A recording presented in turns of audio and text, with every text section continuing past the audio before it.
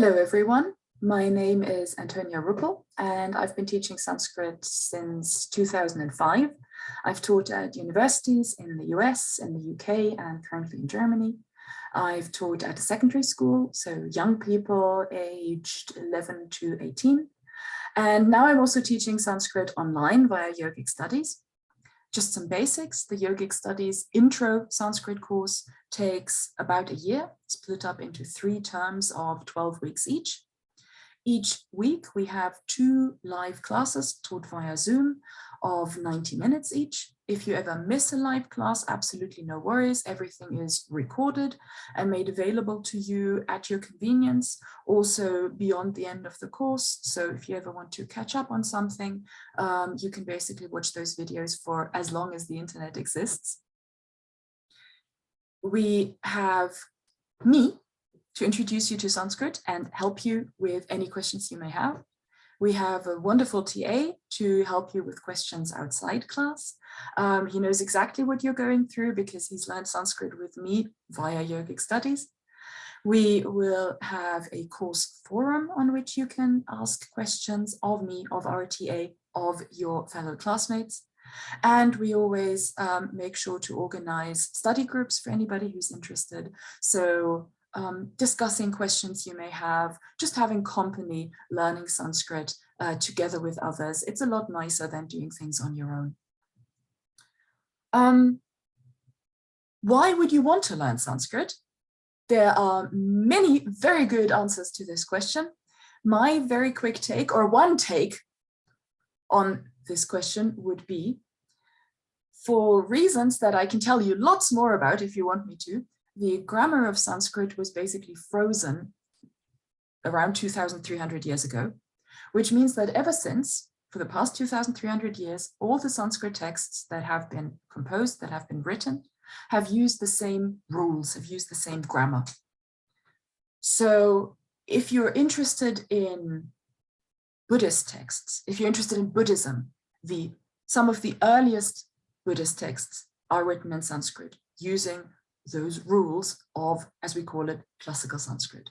If you're interested in Ayurveda, again, Sanskrit is your friend.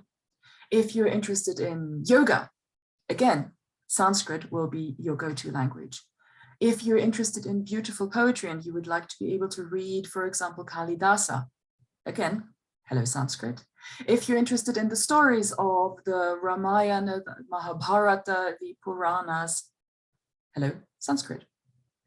And I'm just giving you a very small excerpt of all the Sanskrit texts that you would be able to read without the mediation of a translator, without the interpretation of the text by a translator. You would be able to engage with the text and make your mind about it, make up your mind about it yourself, independently, individually.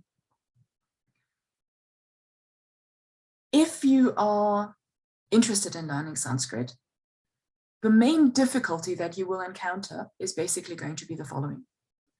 Sanskrit words, that is both nouns and verbs, have many, many different forms.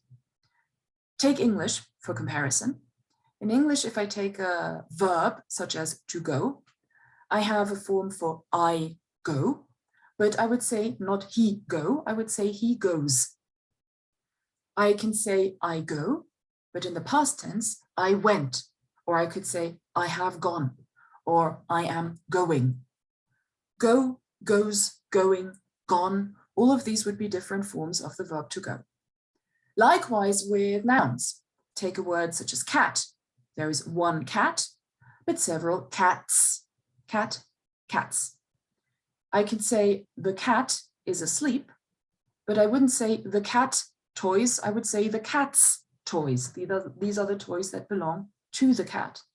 So cat, cats, cat apostrophe s would be the forms of cat that exist in English.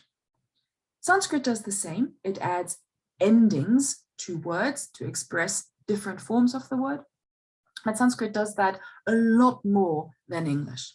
And so a lot of an introductory Sanskrit course will be to introduce you to these many different forms and to help you to memorize them, to be able to recognize them.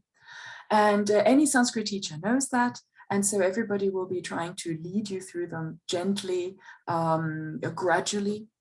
What I try to do is, in addition to introducing you to forms that unfortunately you will just have to memorize, so you'll have to recite them or use the flashcards that I give you to memorize them, or you will look at tables and memorize them visually, whatever works best for you.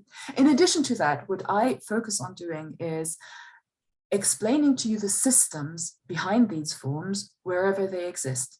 Because if you understand a system behind a set of forms, it's a lot easier to remember these forms, to recognize those forms. It won't just be brute memorization, it will actually be making sense of them. And so we will be doing that as much as possible. That will help you understand rather than just having to, as I say, memorize the many exceptions that you'll find in Sanskrit verb forms, in Sanskrit noun forms. And even with all of that, learning all those forms will still be tricky, which is why I think Yogic Studies has been really good at putting together a Sanskrit course that is, as pain-free as it can be, because we have, of course you have me, but you've got RTA, you've got your fellow students to work together with. So if you have the opportunity to learn Sanskrit as part of a university degree in an actual classroom with your teacher standing right in front of you, I would still advise you to do that. But if you're one of the many people who are interested in Sanskrit and do not have that opportunity to learn Sanskrit properly as part of a university degree, then I would like to argue that Yogic Studies with the provision for learning Sanskrit is going to be a close second. After just a little bit of an outlook, after doing introductory Sanskrit, we offer intermediate courses, which will basically help you apply and review and use all the knowledge that you've acquired over the course of the first year. So you will be reading lots and lots of Sanskrit texts in the original. That will also be with me. And after that, in the advanced courses, you will have the chance to read a variety of Sanskrit texts, basically with some of the world's leading experts on these texts, people from a variety of universities worldwide, who focus exactly on the text that they'll be reading together with you, whose research, whose work is exactly on those texts. And I've sat in on some of those classes and I think they're terrific. Anyway, that's what I wanted to say. I hope that if you've got questions, you'll either contact Yogic Studies at the email address that's given right below this video, or you'll also simply just ask in the comments on the video, and maybe I'll see some of you at the next Intro Sanskrit class. I would absolutely love that. Take care.